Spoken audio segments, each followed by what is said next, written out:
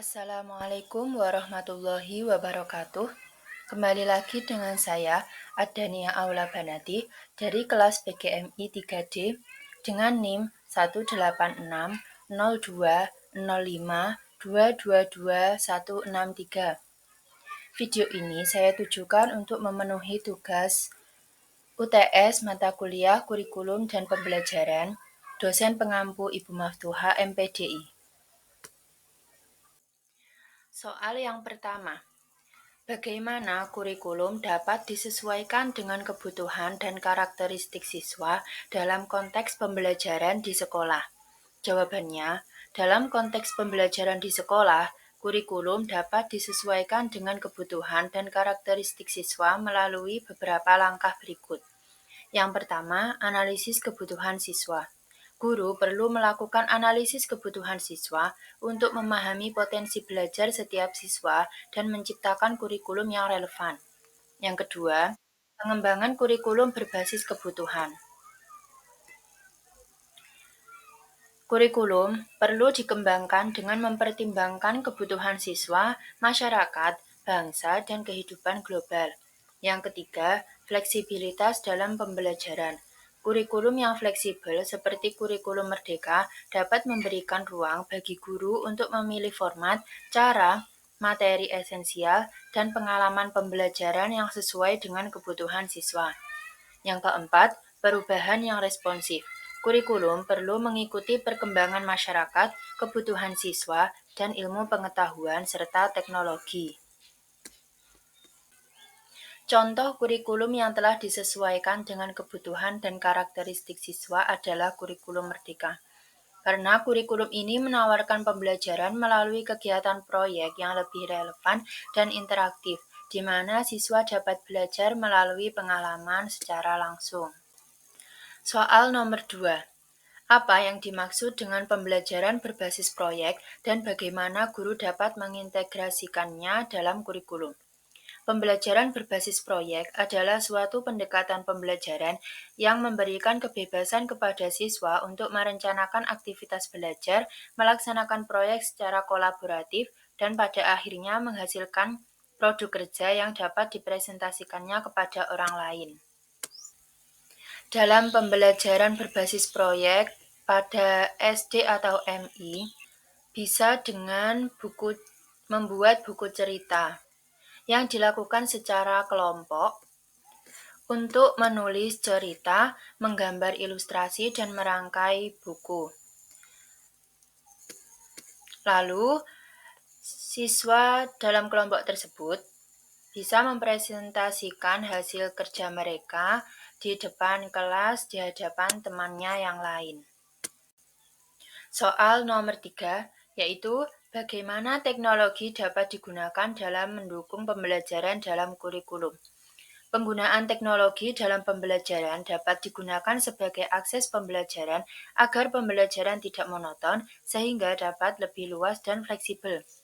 Mengembangkan metode pembelajaran menggunakan teknologi juga dapat menjadikan pembelajaran lebih menarik dan interaktif, serta mendorong kolaborasi dan komunikasi antara siswa dan guru. Adanya pembelajaran menggunakan teknologi dapat diakses kapan saja dan di mana saja, terutama pada saat pandemi COVID-19, di mana pembelajaran tidak diperbolehkan secara tatap muka. Maka dari itu, teknologi dapat membantu dalam proses pembelajaran yang dilakukan secara online, dapat dilakukan secara Zoom meeting atau e-learning.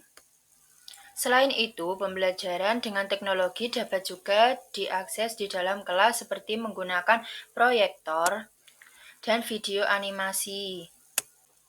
Soal nomor 4, mengapa evaluasi kurikulum sangat penting dilakukan dan berikan contoh konkret evaluasi kurikulum. Evaluasi kurikulum penting dilakukan karena membantu memastikan bahwa tujuan pembelajaran yang ditetapkan telah tercapai, sehingga dapat melihat apakah siswa benar-benar memperoleh pengetahuan, keterampilan, dan sikap yang diharapkan. Evaluasi kurikulum juga penting untuk mengidentifikasi apakah kurikulum perlu dilakukan perbaikan atau perubahan. Contoh konkret mengapa evaluasi kurikulum sangat penting dilakukan. Yang pertama, tugas esai atau PR.